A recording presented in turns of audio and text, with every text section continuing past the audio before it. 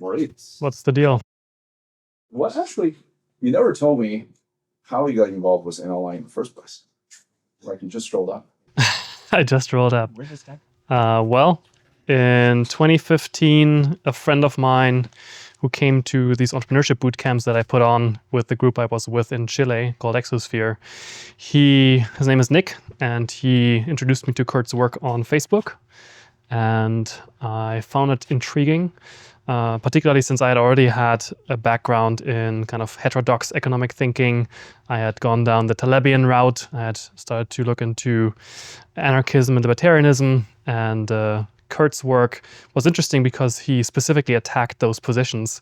And so I found that, helpful to, well, now we talk about it as disambiguating whether they are speaking to something real or whether they're mostly an agitational, structure, let's say. So, yeah. What about you, Martin? Well, I was changing my political positions pretty fast at that point, figuring out what's actually true. I found some of old Rob McMillan's videos on YouTube. They were new at that point, quoting some of Curt's stuff he wrote on Facebook that he found smart. I looked Curt up, followed him for a while, started interacting, and then people started to think what I was saying was pretty smart, and here I am. So what do you guys think the Institute is all about? When somebody asks what NLI is and does, I would typically tailor my response to them according to what they already care about. But absent that, I would say that NLI is organized to understand and science the group evolutionary strategy of Europeans, or the European group evolutionary strategy, and to supply solutions to the crises of our age that are multivariate. And to accomplish that, you need to understand what truth is, how you can speak it. You need to understand what lies are and how you can avoid being ensnared by them. And there's a long kind of history behind that tells how Curt arrived at the different kind of evolutionary milestones of getting to what's now the Institute of Natural Law, which used to be called the Proprietarian Institute, and before that there were other interceding bodies. But yeah, that's what we're concerning ourselves with. For me, it's something I usually have trouble answering. I usually try to explain what natural law is and how it's an attempt to unite the sciences, and that usually doesn't satisfy people. So I have to go in the same direction as Moritz. I'd like to try another one.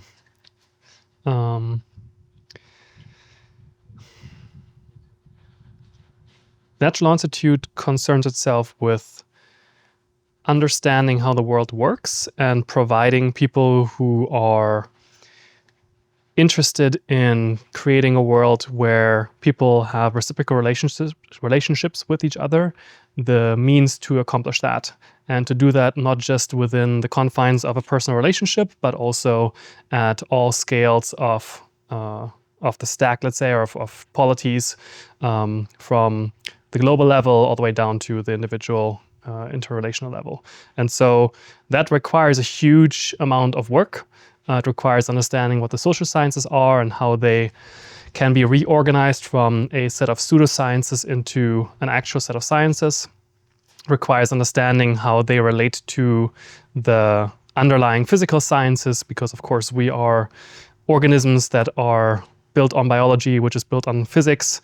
And so building social sciences absent that connection really divorces them from anything resembling reality. And so that's a lot of the work that we've done.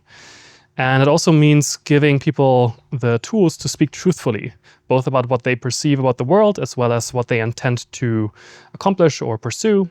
Because if you speak truthfully and if the people around you speak truthfully, then you can actually create cooperation between them rather than having people take advantage of each other and baiting each other into hazard or lying to each other and essentially extracting from each other. And that's really the pattern you need to be able to produce in order for stable political contexts to persist through time. And otherwise, it's just going to continue to be a war of all against all. And of course, that's always the entropic background option that we can degenerate into. That's what we're seeing right now as well. And we supply people with the tools to address and remediate that. Well, I'd suggest people that want to speak truthfully already are speaking truthfully, and it's more about letting them see when others are not. All right. Well, so other fellows, do you guys have questions for these esteemed members of our institute? Yes. You just said that people who seek to speak truthfully usually speak truthfully. Would you say that's also generally true when like incentives are against speaking truthfully? So like you will get punished in some way, maybe rightfully. No, that's the truthfully. And do you think most people who generally speak truthfully will speak truthfully in that situation? Well, no, that's what we see today. My point was that those who already speak truthfully today are doing so despite incentives against it. How has the institute changed your life, or added to it, or or taken from it, whatever? I can answer that. Over the course of, at this point, I believe 9 years that I've been involved with the people behind this, my association has at times been quite a threat to my professional life and my social life as well. So over time, I've had to engage at the distance that was advantageous or not taking away from that. And now I'm in the joyful position to no longer have to really guard myself in that way. I can actually publicly display my association, and even as I have just recently assumed the position of vice president of the institute. And the work that the institute has done and my relationship to it has impacted my life in a myriad ways. There are very practical ways that has happened. For example, actually practicing that truthful speech and doing that very concretely, like, for example, learning to speak in E prime, as in the English language without the use of the verb to be in all its declinations.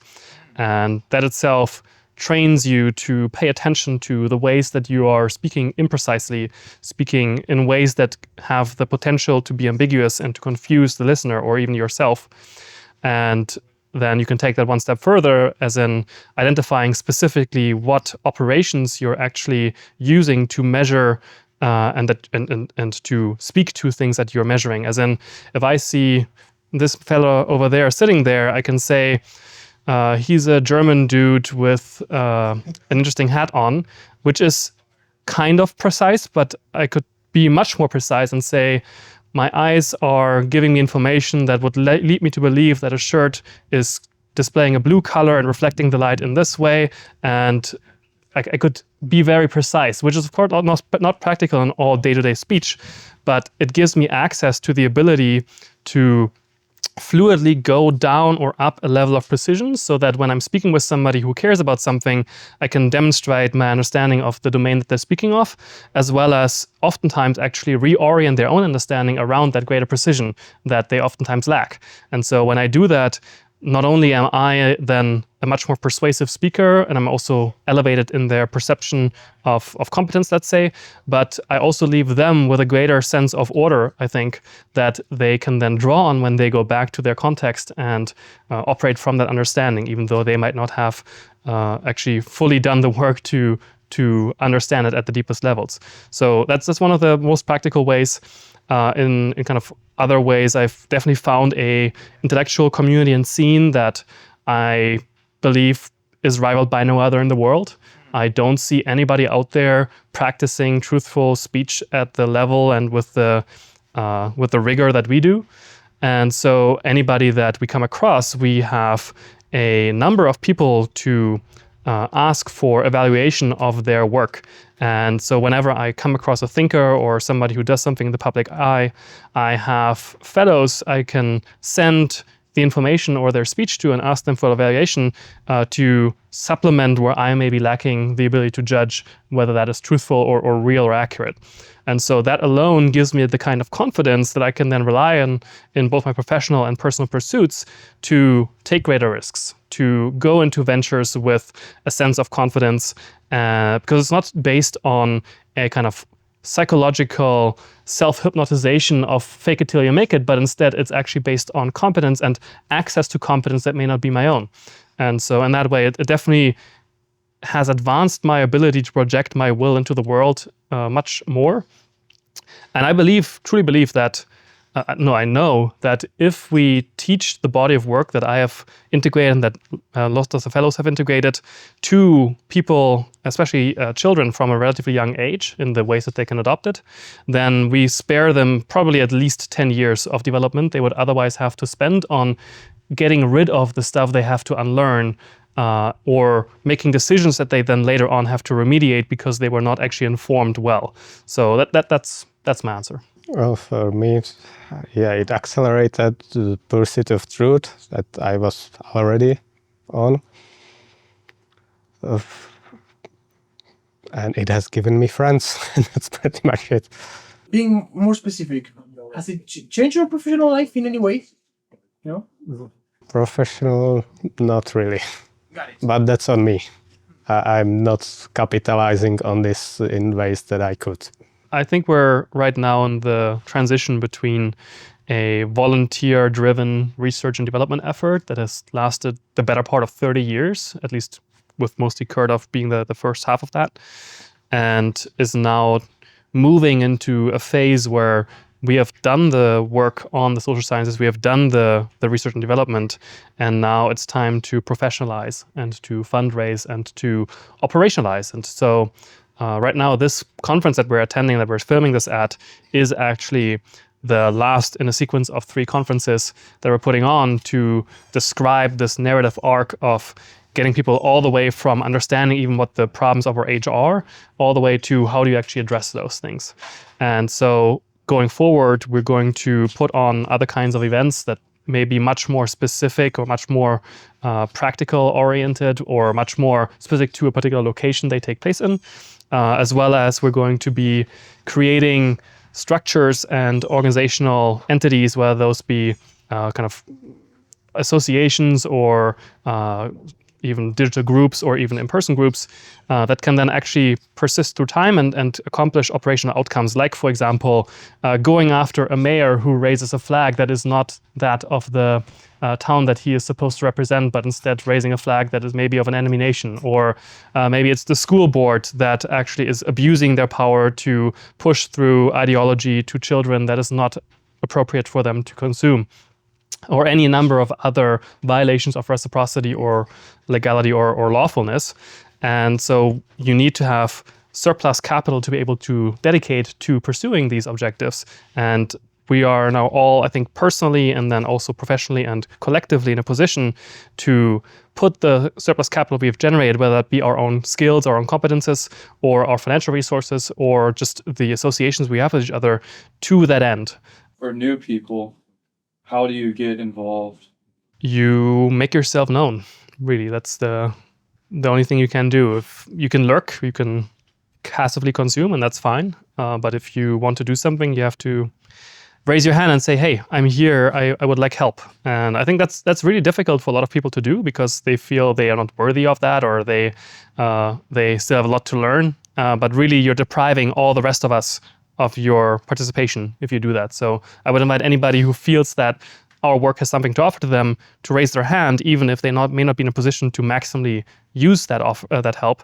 And just make themselves known and reach out, and we'll help get them situated in some form in either the organization itself or in the many associated ventures.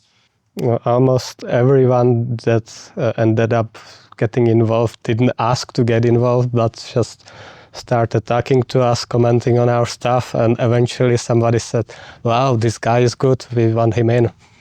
So what would you say is the critical mass in terms of people and resources that the Institute would need to carry out its most important objectives, or all of its objectives? I think we need a large mass of people at this point.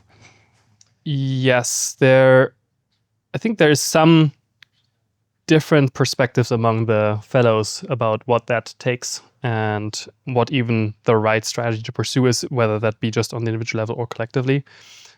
Some of us believe that you have to produce a large enough threat to the power of the state for it to come to the negotiating table and actually implement reforms that reset the societal compact, if you will, such that you can actually have reciprocal relationships with each other. Others of us might put more emphasis on pursuing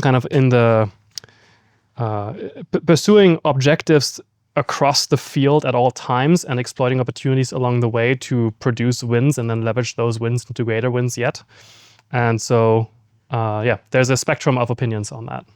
But the largest numbers I've heard were 10 million people needing to kind of be able to go somewhere and show up, all the way down to you just need probably a couple hundred guys who are very laser focused on what the real leverage points are, and then have them be able to move their resources, whether that be people or otherwise, in the pursuit of those objectives. Yeah, there's a difference between the vanguard and just supporters. What would you two say personally? It's like the critical mass needed. If you had to give your 2 cents. I mean, the order of millions is probably right. Depends what you're asking the critical mass having to be necessary for. I personally think more in terms of what is our current ensemble of capitals, let's say. What are the objectives we can actually pursue with what we have right now? What is a sensible objective to kind of put on the larger time horizon? And then how do we create the structural tensions such that we actually accomplish that?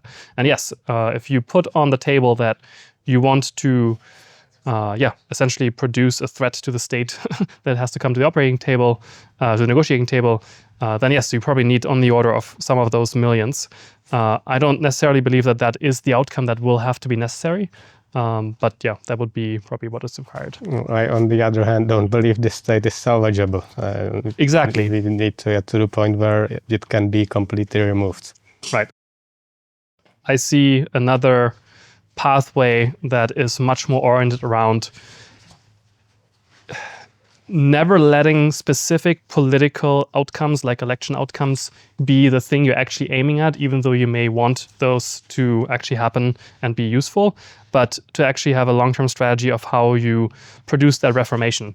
And I think the alternative path to creating that threat is essentially to produce a large-scale consensus among the adults in the room, if you will, for what is necessary to produce a new republic or a new version of the republic. We have had in the United States a kind of handover of different stages of the republic. For example, there was a different kind of republic in effect before the civil rights movement, and afterwards there was a different one in existence. And so we might want to, or might need to, produce a similar kind of transition that happens as the consequence of a new legal regime that is implemented. And for that, you don't necessarily need to produce a threat, although, of course, that is something that, if it's there, it's valuable. You instead have to produce enough capital that you can dedicate to the implementation of that. And largely that requires the people like Trump, the people like RFK Jr., and other people who are large-scale players in that realm to understand what the actual issues are. And I think we are seeing, or at least I see lots of convergence right now happening across the political field that is leading people who would otherwise be political enemies to throw a lot in with each other, because they recognize how dire the situation actually is, and that there is no real time for a kind of childish disagreement over where to assign priorities, and instead you have to produce a kind of unified body that actually approaches the most severe crises head on. And so that's what I view kind of the action that Kennedy took to judo the Make America Great Again message into the Make America Healthy Again message, which is kind of a slightly more feminine bent on the slightly more masculine kind of glory-oriented MAGA message. Of course, political messages are not enough, but with that being in play, you can then actually drive the conversation by speaking to what does actually make people healthy. Oh, probably not a financial system that systematically robs them of the productive capacity and produces a whole lot of stress for them by using usury and putting them in dire economic straits that then makes them make bad decisions that lead down to further stresses. So it really is a lot about removing people's ability to bait each other into hazard and to offer them up the means to live lives that are in accordance with natural law and with, the good life, if you will. And that can take place in many different ways.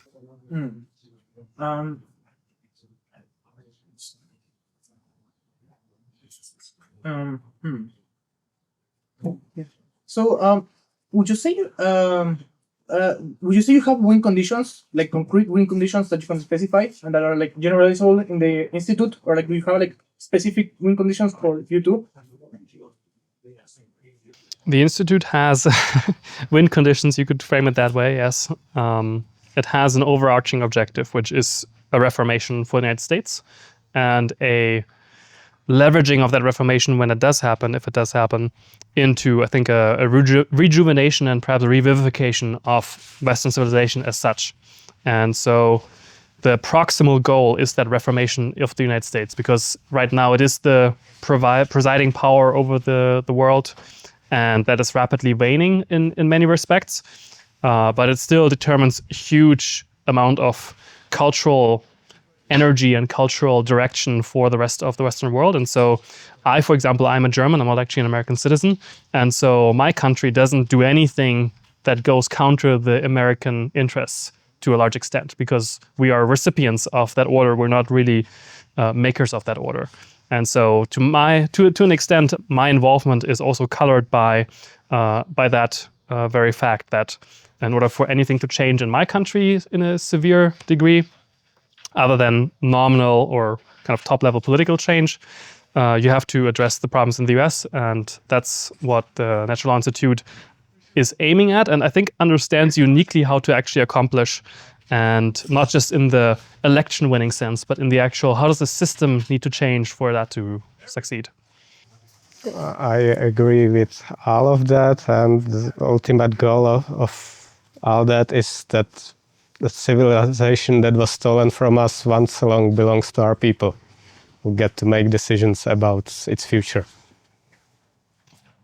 Yes, and I think there is a sense in which a lot of the blockers that are preventing that expression of intent and will on the part of our people to materialize into action is that a lot of them don't trust their own ability to wield power. And a lot of the people that are standing still in the way of that don't trust that we can wield power responsibly, because their own motives are often actually much lower. And so they project from their frame of moral reference that if I had power, I would abuse it. And so therefore I want to deprive other people of the power to abuse their power. And so I think one of the ways that I personally lay emphasis on in my work is to, point out and identify the people who are actually committing crimes and to try them and to bring them to justice or to hold them to account. But the people who are, to a large extent, merely the people who go along with what the system currently asks of them because they don't have the agency or the self-determination to really go against that, to offer them a positive way out that offers them a role in what the new system can and will be, so that they don't make themselves blockers to that. I have a specific example I'm thinking of where that happened in the past. In Germany, before the reunification, the East German Republic, the civil servants were promised that their pensions would continue to be paid by the new German reunified state. And so a large, or at least a partial reason why the transition was so smooth was that the people who were still the most invested in the continuation of that system as such were offered a way out that they could take that would preserve their interest to some extent, but and not produce an incentive for them to rebel or to resist. And so I think on our part, we have to pay close attention to where people are currently relying on some of the functions that the current existing system offers them and provides them, and to offer them an alternative path of getting what they are getting from that through the new system. I think we are seeing right now a convergent pattern happening where it's starting to become especially for the kind of professionals that used to be fairly apprehensive about associating with our work, it's starting to become more risky for them to not associate, because the trend looks like everybody's recognizing things are broken, and so everybody has a demand for a change to take place. And so the people who are early in understanding that that is what is happening, and early in speaking publicly about what the solutions need to be, and especially if those solutions are real, then they reap the benefits from that. And they wouldn't if they don't do that. So I think that's what we have to encourage. That's what we have to point out and identify very specifically, articulate, and then create real-world solutions for the people who currently are still beneficiaries of the existing system, and offer the means to defect.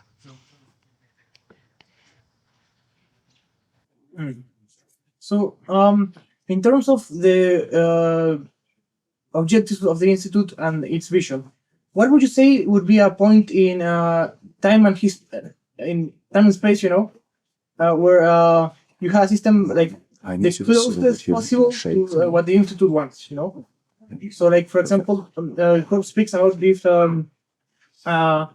systems he has for determining truth, or like intention of telling the truth somewhat objectively. And he says, well, like before you had like full free speech, but you also had like dueling, so that would like regulate people's speech. What would you say is like a country, community, or place at some point in history that came very close to what you would want to achieve with Institute? It's interesting. I don't quite think of it this way. I think there are definitely lessons we can learn from many different pre-existing societies and the patterns they employed to organize themselves. I think we should maintain a keen eye on what the current factors of power actually are in our era. For example, we are currently seeing the rise of AI, the rise of drone warfare. There are lots of real-world factors that change the calculus of how you can conduct yourself in reality and in society and maintain power and be a participant in it. And so, yes, dueling did provide an outlet for kind of the adjudication of truth-telling, or rather people challenging each other to tell the truth, or to hold each other to account when they are perceived to not do so. But oftentimes that mechanism was also abused, because it's just, okay, I challenge you, and then you accept it, and then, okay, it might have not had anything to do with truth, but just merely we are in competition over, I don't know, the hand of a lady, or whatever it may be. So instead of that, I think we should look, what are the factors of power right now? How do you wield them? And then, how do you arrange for the incentives on the society-wide basis to align such that for the average person, it is more advantageous to conduct themselves morally and truthfully rather than not. And that takes many different specific implementations in specific institutions. And of course, at the largest scale, that does look like reforming the justice system, probably introducing our language and body of law into the existing legal system. And then, really reorganizing the state to conduct itself in ways that are no longer just representative of the factors of power at play at the time that it was actually designed. So that is a bit vague, because it has to be, because until and unless we are in a position to actually implement things, those things can still change. And it hugely depends on the kinds of people that we ally with, or that make use of our tools that we supply them, and then the specific concerns they have. And so really what I would say is, instead, one of our logos, or one of our slogans on our logo is "Let 1,000 nations bloom." And so it really is more about affording for many more experiments to take place in the confines of peoples and polities that have specific circumstance, specific capital, specific needs and problems, rather than coming up with the one solution that we then install in all places. Well, I'll give you a more concrete answer. This plurality of communities that have their own self-determination, that's in many ways existed in Holy Roman Empire. So that's close to what the outcome is. If you were asked, to give a concrete time in history or in prehistory, and in space, where the values of the Institute were close to be achieved, or not close to be achieved, but like the values of these were well represented. They were like in the society or in the particular social configuration. Could you give me an example, or do you think it's very hard to give an example? There are aspects. I mean, there is a way in which Sparta represents that kind of strong interest in maintaining a kind of martial ethos that makes sure that the society is organized to resist imposition of power, right? Like that would be one thing I could say. There is definitely an interest in having some of the Athenian orientation towards commercial success as well, or economic success. Even the United States itself, as it was conceived, very much was at its time the most up-to-date example of what the European group evolutionary strategy is and how it can be implemented in a polity. I mean, it itself was also modeled largely after the Roman Empire, right? Like it is, or rather the Holy Roman Empire, which itself was actually neither Holy nor Roman nor an empire, but it was actually the German Federation of princedoms and states. And so in the United States example, it was actually a federation of states that had their own rights and that were coming together for territorial defense and the kind of adjudication of disputes between them. So the pattern really is nearly always that you want to have the power to deny power. You want a fairly broad-based ability on the part of the populace to hold to account the people that they select or that impose their rule. Because if you don't have that ability, then the people at the top can abuse that power and end up producing, again, an oligarchy from a democracy or a kakistocracy from whatever else it may have been before. So I think really, at the end of the day, the name of the game is producing capacity across the board in the populace to be agentic, to be able to have a business or to have a family, to be able to take responsibility for the things that matter to them and to each other, and then to employ those capacities in the pursuit of producing desirable ends or commons. And so, yes, the state is a kind of commons that can be produced.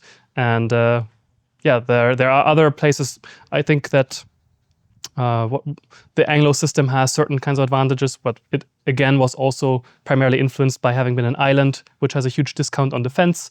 And so again, it always comes back to what are the real factors and what do those allow and what is the optimal or the satisfying solution to implement there, rather than what is the ideal one. I think that's a mistake people make a lot of the times, that they want an ideal system and then my system is the best one, and then their system fails because it cannot adapt to changing circumstances. And so a state itself should not only be organized a single way, it should change in the way it is organized according to whether it's in times of war, whether it's in a time of windfall, or kind of going steady concern. And so we should have the ability to switch between modes, if you will. And so, it's not really the one perfect system. But at the bottom of it all, it always has to be based on law. Yeah, there are no ideals. There are local and temporal optimums. I'm sorry, I forgot what the question was. Places in time that you think are most representative or most closely approximating. That. Okay. And what are the biggest threats to the Institute right now and to its objectives?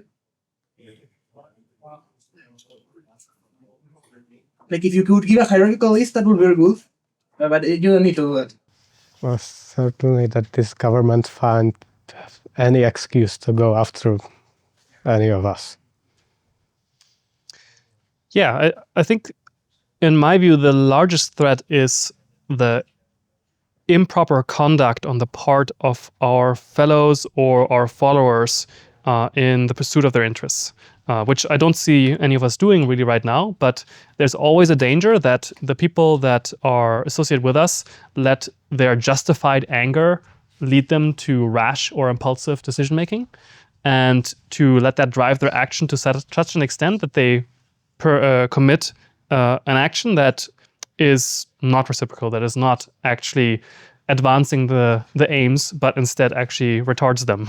So I would implore the people that believe that our work is valuable to aim at a kind of personal conduct that is statesmanlike. That doesn't mean that you don't put the threat of coercion or imposition or coercion or imposition on the table, but it means that you maintain a continuum of force appropriate to the situation or the circumstance that you actually find yourself in.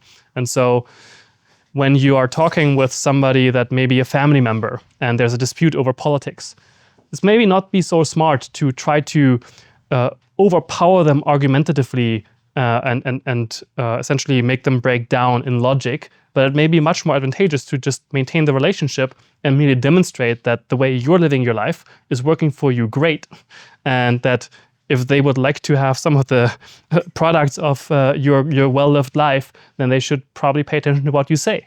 And so a lot of the time, it's not about telling people that what you're saying and what you're doing is the important or the right thing. It's about demonstrating it. And so that requires of each of us the ability to govern our impulses, to demonstrate responsibility in the spheres that we are active in, and to always look at increasing the scale and the scope of what we are capable of displaying competence in. Yes. Would you say that people in this institute live a highly satisfactory life? Yeah. Especially if compared to an average, if you could like place it like in a population of like that curve, that would be very nice. I think so, 100%. Especially the people who take doing the work seriously enough. There's some who are merely attracted due to the outward appearance of the shared political aims that we may have, or the shared unapologetic stance that we are pursuing our own interests to some extent. It varies quite a lot, but on average, yes. Could you give some examples of people living highly satisfactory lives in the institute? If that's if you're okay with considering like revealing that information, I don't know how private you want to be. I mean, I think Noah is a good example. Noah is somebody who has a family, who has kids, who runs a business, who has plans and has clients, and is living a great life. I think I should know because I know him personally, and I have asked him to officiate my wedding in the future. And so I'm taking that step not because willy-nilly, but because I believe that he is somebody who will grow to become quite the influential figure in his own right. I personally have definitely benefited from that work, and I currently am in a relationship. I succeeding professionally. I'm currently close to taking the next step professionally to build my own company and implement many different products and services. And so, I think we're all on our respective stages of our path. But I think the most demonstrative of the success is that none of us are staying in a place. We're always moving forward. And in the case of some, that looks very different to others. Some of us are kind of already family men. Others are more the young bucks, if you will, that are still making their way in the world. But because you're not doing it alone and because you have other people to call upon, it's pretty assured that you're going to progress. Yeah. Well, I won't speak on anyone else's behalf. The time for that is when they're sitting here. What would you say are some factions or particular people or groups or institutions that you think are suitable allies for the institute? I like what I'm seeing currently happening in the independent political sector. There's a friend of mine, Christopher Life, who is leading the United Independent Movement, which I perceive to be an effort, an initiative that is attempting to break the stranglehold that the duopoly of parties has on the political system in the United States that may be flawed or may not actually come to pass. But I think the strategy he's outlined and he is pursuing has merit. And so I'll give you just one example. One of the strategic objectives that he has set out is putting 26 independent candidates into Congress in 2026. And the way that he's pursuing it is to essentially build an alliance across the entire political independent sector, not just one party, but Forward Party and the Green Party and Libertarian Party, and even people who are not members of a party at all, and to essentially produce a consensus among them what the actual highest order goals are that they can agree on, and then to pool their resources behind specific small number of candidates so that those can actually win elections against the Republican and the Democratic candidates.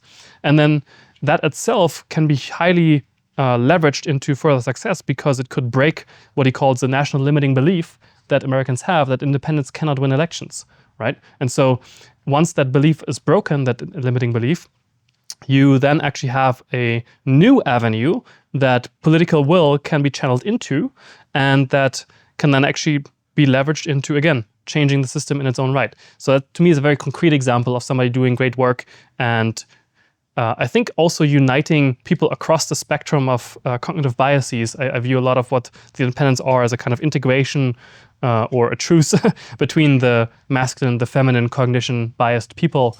And so that's one of the things I see happening. There's other people. There's Back and Stone, which is a consultancy that helps people across the kind of conservative side do business well or politics well.